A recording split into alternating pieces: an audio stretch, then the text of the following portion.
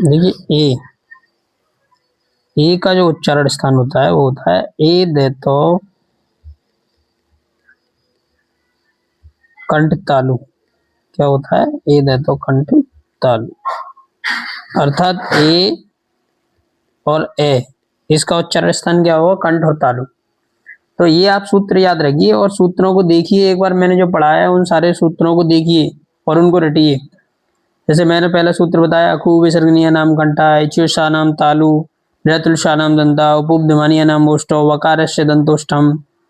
तो इस तरीके से नासिकानुसारस्य, यमगणना नाम नासिका चा। तो ये सारे के सारे सूत्रों को आप रटिए, तब आपको ये सारी चीजें क्लियर हो जाएंगी। दूसरा आपका ये है कि जो ड़ा है, इसको जो आप बता रहे हैं, ये आप क्या बता रहे हैं? नासिक।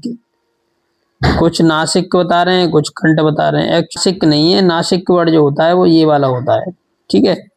इसमें और इसमें अंतर देख लीजिए। जब ये नीचे आ जाता है वर्ण और ये इस तरीके से होता है। देखिए यहाँ बता देता हूँ मैं इसको। एक तो वर्ण आपका ये है और एक वर्ण ये है, ठीक है। तो ये तो वर्ण है आपका नासिक, ठीक है, पंचम वर्ण है ये। और ये वर्ण है आपका उच्चित। क्या है ये? उच्चित। तो इसको देखिए हिंदी वर्णमाला को जाके, वहां मैंने सारी चीजें बताई हैं, लेकिन आप टाइम निकालेंगे तभी चीजें क्लियर होंगी। या इसको बोलते हैं द्विगुण, और ये दो होते हैं, एक ये वाला होता है और एक ये वाला होता है।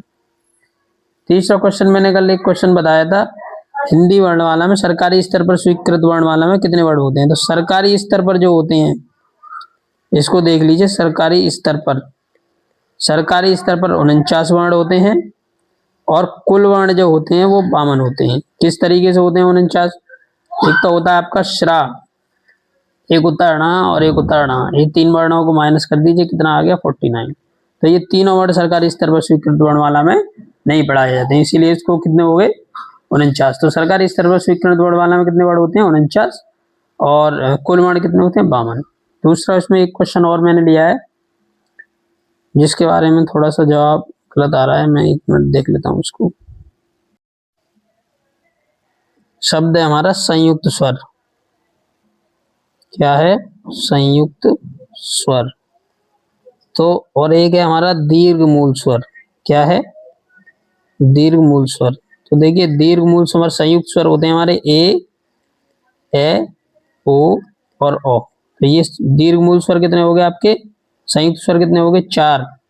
और दीर्घ मूल स्वर कौन से होते हैं? आ, ई, उ। ये कितने होते हैं? 3। ठीक है। अब ये कैसे होते हैं ये आपको मैं बता देता हूँ यहाँ पे। ये ध्यान रखिए कि जो स्वर होते हैं वो हमारे कितने होते हैं? 11। ठीक है। कौन कौन से होते हैं? ह्रस्व स्वर, छोटा, छोटी, छोटा ऊ और री। ठीक है। और ह्रस्व स्वर में कौन से होते हैं? दीर्घ स्वर में आ, बड़ा, बड़ी, बड़ाऊ, ए, ओ और ओ। अब इसमें आप ये बताइए, ये संयुक्त स्वर हम इनको क्यों कह रहे हैं? क्योंकि ये जो वर्ण है इन्हीं वर्णों से मिलकर बने हुए हैं। जैसे ए है, किससे मिलकर बना है? छोटा या बड़ा हो। इसमें छोटी या बड़ी जुड़ती है तो क्या बन जाता है? ये ए बन जाता है। ओ है, छोटा हो और ऊ हो, ऊ मिलकर क्या बना जाता है? ओ बना जाता है। ये वाला इसमें जुड़ जाए तो ओ बन जाता है। तो ये क्या है? संयुक्त स्वर 4 हैं। ठीक है। और दीर्घ स्वर कौन से होते हैं आपके? जो ह्रस्व स्वर हैं, छोटा, छोटी, बड़ी, सॉरी छोटी, छोटा, छोटी ई, छोटा ऊ और री।